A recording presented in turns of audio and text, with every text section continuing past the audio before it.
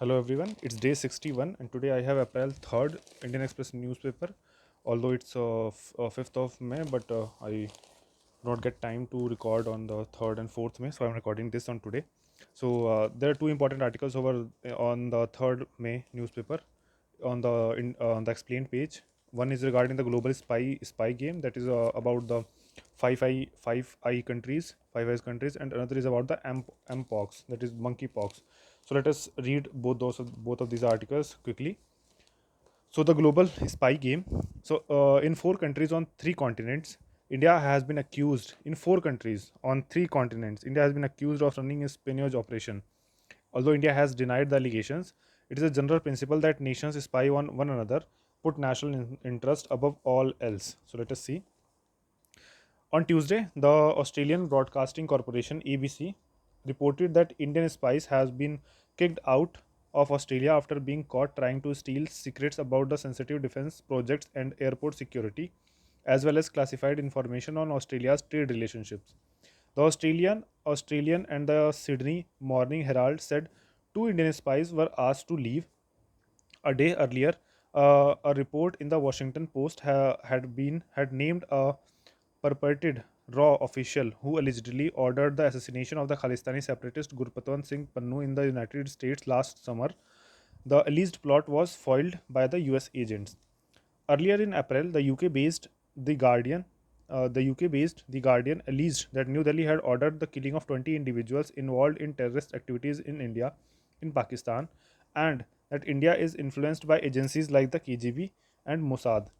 And media in Canada have been reporting on the killing of another Khalistani separatist, Hardeep Singh Nijjar, in June 2023, in which, according to the Canadian Prime Minister Justin Trudeau, India may have had a hand. So, India's differing responses. India has denied all the allegations, but its responses have been qualitatively different in each case and can be seen as reflecting broad policy positions and current strategic imperatives.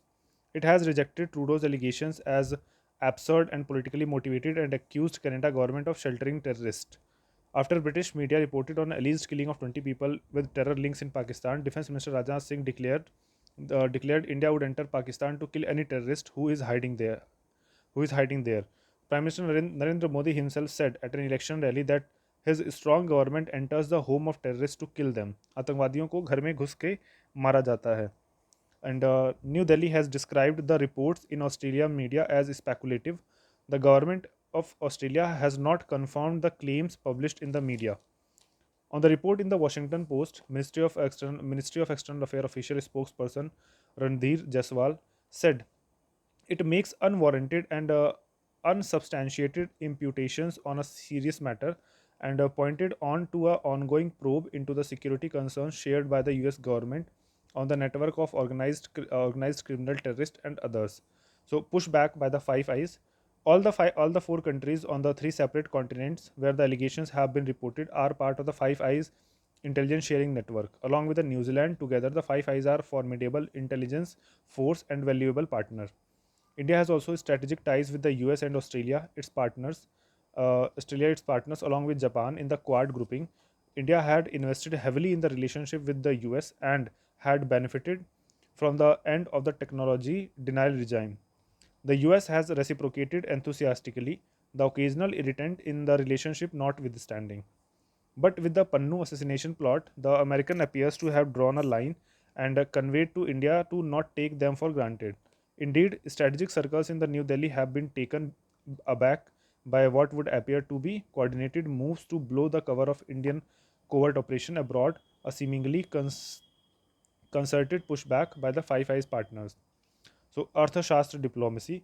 In the muscular foreign policy doctrine of New Delhi ruling establishment, espionage and overseas operation in the interest of national security are not taboo. Intelligence mandarins swear by the Arthashastra, the ancient Indian manual of the statecraft, which recommends espionage and covert operations. The British historian Christopher Andrew, author of The Secret World, A History of the Intelligence 2018, noted that the Arthashastra was the first book anywhere in the world to call for establishment of a professional intelligence service and one that envisaged the world's first fully organized surveillance state. In the book, The Unending Game, a former RAW chief, insights into espionage 2018. India's former top spy Vikram Sood wrote that intelligence is that secret activity conducted at the behest of the government that provides it with advanced knowledge to take suitable decisions relating to the security of a nation and national interest. According to Sood, any nation wishing to project its power beyond its border or that is facing external threats must be able to see beyond the obvious, foresee events, and be prepared for them, and prevent attacks on its territory or citizens. Such a nation must be equipped to avoid surprises by being able to anticipate them or else walk into the situation blind or crippled or both. So, most Indian intelligence officials would agree with this formulation. So, supreme national interest. It is well known in diplomatic and strategic circle that almost every country spies on other countries and post intelligent officers in embassies abroad. In the current context of media in foreign countries seemingly outing Indian operatives, a former Indian official said all states spy, but all the states are also expected to show annoyance when spied upon. It would seem that the Five Eyes countries, despite having developed strategic ties with India, including intelligence sharing and defense, and viewing India a strategic counterweight to China, do not appreciate New Delhi's trying to run covert operations in their countries. In the American lexicon, strategic partnerships and alliances mean securing US interest first, and the convergence of interest usually means that the other partner must acquiesce to US interest. Sood wrote, India US relations may be at their best in the decades, but the US defines its self interest far too strongly. It will push its own agenda and look the other way when we are in trouble. It is not in the US interest to support an Indian cause. So his prescription is for clear eyes and cold logic. Our intelligence objectives will remain unchanged regardless of the level of diplomacy and the state of bilateral political and economic relations. The past tendency to scale down intelligence activities when relations show signs of improvement is a dangerous mistake and must never be an option. So that was over the global spy game. And coming to the another important article over over the same page, it is about mpox, a new form of mpox, a viral disease which was formerly known as monkeypox, that spreads more easily and triggered Congo's largest outbreak yet. So the Democratic Republic of the Congo is struggling to contain its biggest mpox outbreak. Scientists say a new form of the disease detected in a mining town might more easily spread among people.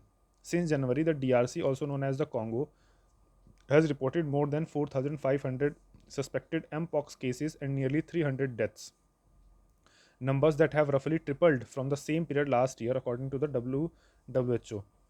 So, Congo recently declared the outbreak across the country a health emergency. So, cases have been reported in a neighboring Republic of Congo as well.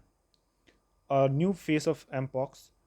An analysis of patients hospitalized between October and January in Kamituga, Eastern Congo, suggests recent genetic mutations in the mpox are result of its continued transmission in humans. It's happening in a town where people have little contact with the wild animals and thought to naturally carry the disease. So we are in a new phase of mpox, said Dr. Placide Mabala Kingerbeni, who heads a lab at Congo's National Institute of Biomedical Research, which studies the genetics of diseases. The lessons reported by most patients are milder and on the genitals. Okay, Dr. Mabala Kingerbeni said, making the disease trickier to diagnose. In previous outbreaks in Africa, lessons were mostly seen on the chest and hands and feet.